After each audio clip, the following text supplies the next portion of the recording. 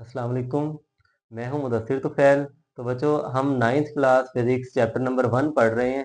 आज का हमारा टॉपिक है topic 1.3 international system of units. Topic start करने से पहले बच्चे हम ना एक फिनोमेना समझ लेते हैं। हमारे घरों में क्या होता है कि जब भी कोई बच्चे की बर्थ होती है, लेट से जब मेरी बर्थ हुई होगी, तो हमारी फैमिली में क्या हुआ होगा कि मेरे बाबा, मेरे चाचू, मामू, फुफ्फो, खाला, तो ये सारे लोग जितने बड़े हैं, दादा हैं या बाकी जितने भी बड़े हैं, तो फैमिली के ये सारे जमा हुए होंगे। तो उन्होंने फिर क्या किया होगा, उन्होंने कहा, सोचा होगा कि इनका ना बैठ के कोई नेम डिसाइड कर लेते हैं। ठीक है, क्योंकि हमें पता है किसी भी चीज का नेम होना बहुत जरूरी है। अगर लेट से मेरा कोई नाम ना होता तो हर बंदा मुझे कोई ना कोई नए नाम से ही बुलाता रहता है, या जैसे ही मैं अपना कोई इंट्रोडक्शन करवाता तो मेरे पास तो नेम ही नहीं होना था।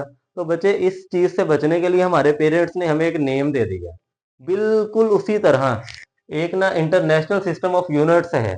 तो 1961 में दुनिया के जितने भी साइंटिस्ट थे ना, उस वक्त में जितने भी फेमस जो मशहूर साइंसदान थे, वो लोग बैठे हैं जी।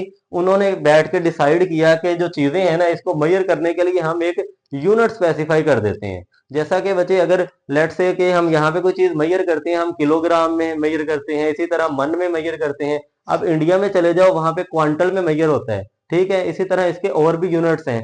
तो इन चीजों से बचने के लिए साइंसदानों ने क्या किया, उन्होंने कहा बैठो जी, हम डिसाइड कर लेते हैं कि चीजों को एक स्पेसिफाई यूनिट में हम मेजर करेंगे, ताकि समझने के लिए आसानी हो जाए। किसी भी चीज को, किसी भी लोग, किसी भी बंदे को जब हम अपनी बात बताएंगे ना, तो उसको समझ आ जाए। ठीक है, ये खासकर सिर्फ और सिर्फ जो साइंटिफिक रिसर्च है ना, तो उसके लिए ये यूज किया गया है। मतलब दुनिया में कहीं भी रिसर्च होगी ना, तो उसको मैयर जब किया जाएगा, मैथ को हम मैयर करते हैं तो उसको हम किलोग्राम में मैयर करते हैं। लेंथ को जब भी हम मैयर करेंगे तो उसको मीटर में मैयर करेंगे। तो इसके लिए बच्चे हम देखते हैं कि इसकी सिस्टम ऑफ इंटरनेशनल यूनिट्स की डेफिनेशन क्या बन जाएगी। तो बच्चे, international committee on weights and measures in 1961, ये बात आपने याद रखनी है, एमसीक्यू के लिए बहुत इंपॉर्टेंट है कि ये जो कमेटी कब बैठी है, 1961 में। The international committee on weights and measures in 1961 recommended the use of system consisted of 7 base units. तो ये बच्चे, 1961 में जो साइंटिस्ट की एक कमेटी बैठी है, उन्होंने क्या किया है, उन्होंने 7 बेस यूनिट्स के लिए ना एक यूनिट डिफाइन कर दिया। मतलब जब भी ये 7 बेस क्वांटिटी, जो कि पिछले में हम पढ़ के आ चुके हैं, जो टोटल हमारे पास बेस क्वांटिटीज है वो 7 है, तो उन 7 क्वांटिटीज को मेजर करने के लिए एक ना यूनिट स्पेसिफाई कर दिया। ठीक है जी। अब उन यूनिट्स को हम देखते हैं कि वो कौन कौन से यूनिट्स हैं। तो बच्चे, यही इसकी डेफिनेशन बन जाएगी, आपकी बुक में भी मेंशन है। The international committee on weights and measures in 1961 recommended the use of system consisted of 7 base units as international system of units। ठीक है, इसको हम बोलते हैं एसआई। तो ये जो 7 बेस क्वांटिटीज के लिए हमने यूनिट यूज किए हैं, इनको कहते हैं एसआई यूनिट्स। ठीक है जी। तो सबसे पहले अब इसमें बेस यूनिट्स आएंगे, क्योंकि क्वांटिटी हमारे पास है दो तरह की।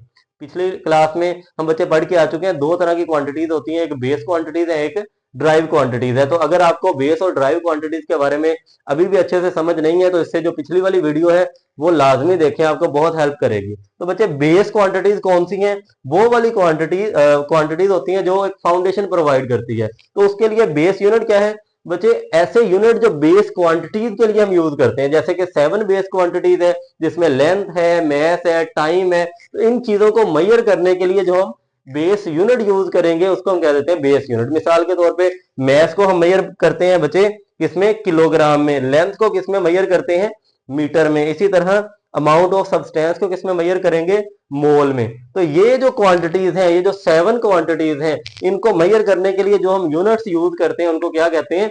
Base units. यही इसकी डेफिनेशन बन जाएगी। The unit use for base quantities are known as base unit. Base quantities के लिए जो हम यूनिट यूज कर रहे हैं, वो क्या है हमारे पास? Base unit. Same as it is बच्चे ड्राइव यूनिट्स। तो ड्राइव क्वांटिटीज के लिए हम पढ़ के आ चुके हैं। तो ऐसे यूनिट्स जो कि ड्राइव क्वांटिटीज को मेजर करने के लिए इस्तेमाल करते हैं, वो हमारे पास क्या आ जाएंगे जी? Derived unit. The units which can be express in term of base units. ठीक है जी। ऐसे यूनिट्स जिनको हम बेस क्वांटिटीज में एक्सप्रेस कर दें। मिसाल के तौर पे बच्चे, एरिया है। एरिया किस चीज से मिलकर बना होता है हमारे पास? लेट से कोई भी एक शेप है, ये एक शेप है, तो इसमें हम क्या करेंगे?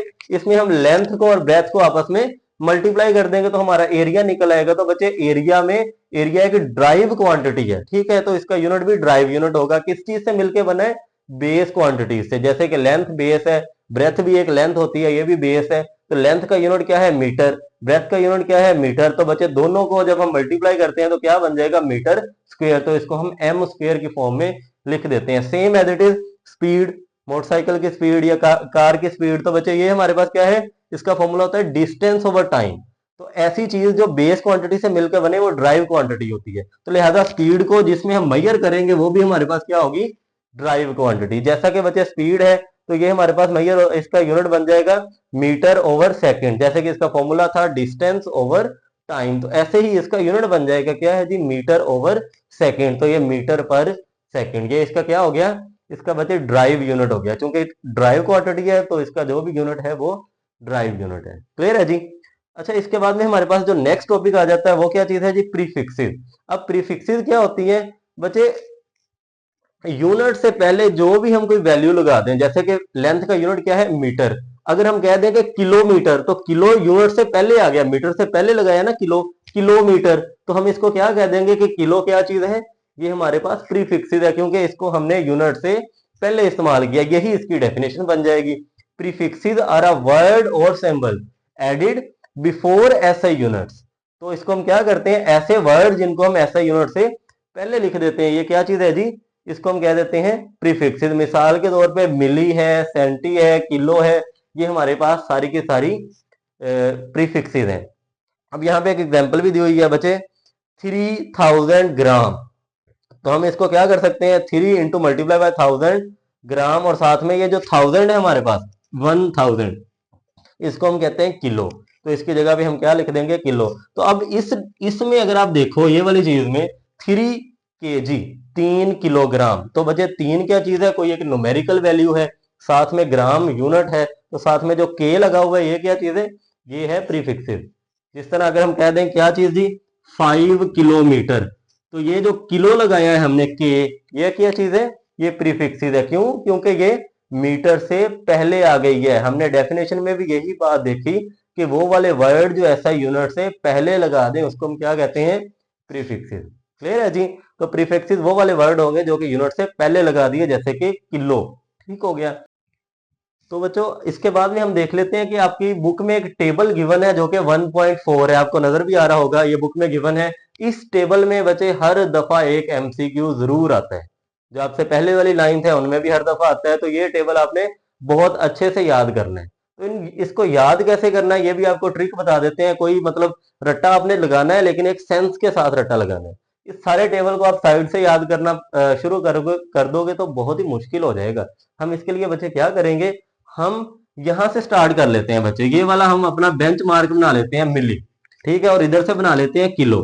ठीक है, तो बच्चे इस बेंच मार्क से आपने स्टार्ट करना है और ऊपर की तरफ रट्टा लगाना है, milli micro nano pico femto atto, milli micro nano pico femto atto, इस तरह से आपने रट्टा लगाना है। अब फिर भी अगर आपको याद ना हो तो आपने ना एक पेज पे छोटी सी एक पर्ची बना लेनी है, ठीक है, उस पर ये ऐसे ही लिख लेने हैं, मिली माइक्रो पिको फेमटो एटो, ठीक है ना, इस फॉर्म में आपने ये लिख लेने हैं, और उसके बाद में आपने अपनी पॉकेट में रख लेनी है। ठीक है जी।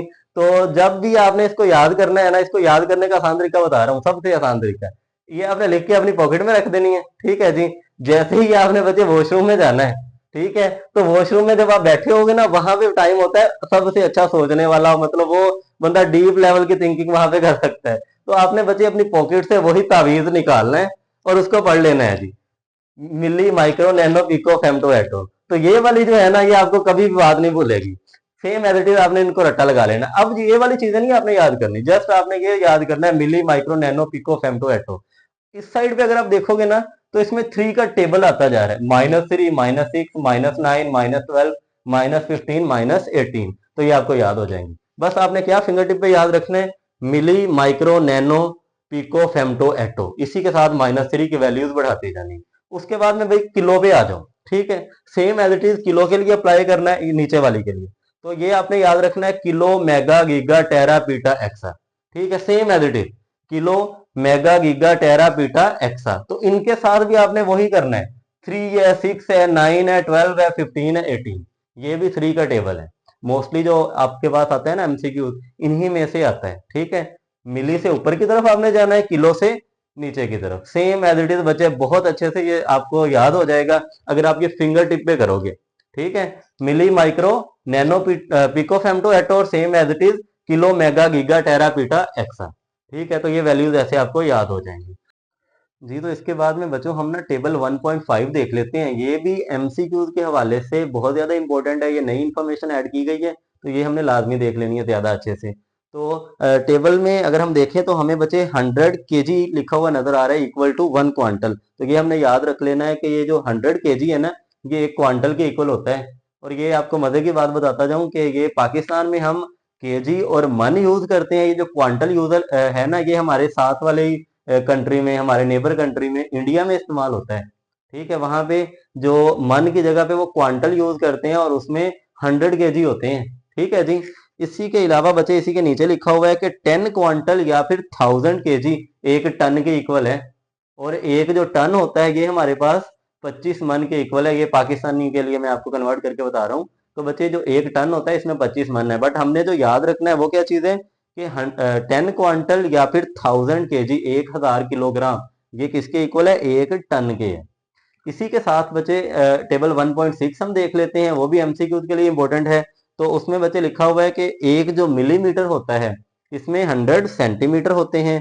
और इसी तरह एक जो सेंटीमीटर है ये 10 मिलीमीटर के बराबर होता है। और एक जो किलोमीटर है ये 1000 मीटर के बराबर होता है। ठीक है जी। इसी के साथ में एक क्विक क्विज है, ये भी एमसीक्यू में पूछा जा सकता है। तो इसमें बच्चे देखें कि ये जो हमारे पास है 100 मीटर, ये किसके इक्वल आ जाएगा बच्चे। ऑप्शन में आपको ये 1 लाख मिलीमीटर की फॉर्म में लिखा हुआ नजर आ रहा होगा। ठीक है, तो इसको अगर हम कन्वर्ट करके देख लेना बच्चे, तो ये हमारे पास बन जाता है 100 मल्टीप्लाई बाई ये जो 3 जीरो है इसको हम लिख सकते हैं 10 की पावर 3 में, और मिली होता है 10 की पावर -3। ठीक है जी। तो ये 10 की पावर 3 और 10 की पावर -3 कट होके हमारे पास क्या ही बन जाएगा, 100 मीटर। तो इसका जो सही ऑप्शन बनेगा वो कौन सा बन जाएगा, ये वाला 1 लाख मिलीमीटर। तो बच्चों इसी के साथ ना हमारी आज का लेक्चर, जो आज की वीडियो कंप्लीट होगी। एंड पे आप लोगों से बच्चे एक रिक्वेस्ट है कि आप लोग ना हमारी वीडियोस को लाइक करें और इन वीडियोस का ना अपने फ्रेंड्स के साथ शेयर जरूर करें, ताकि इससे ना हमारी भी हौसला अफजाई होगी और हम इससे और ज्यादा इसमें इंप्रूवमेंट लेके आएंगे वीडियोस में, ताकि इससे भी अच्छी अच्छी वीडियोस आपके लिए बनाएं और आपको समझने में भी आसानी हो जाए। तो बच्चे आपने एक तो इस वीडियो को लाइक कर देना है और अपने फ्रेंड्स के साथ शेयर जरूर करना है। बाकी ये वीडियोस जो आपको इसी तरह प्लेलिस्ट की फॉर्म में मिलती रहेंगी।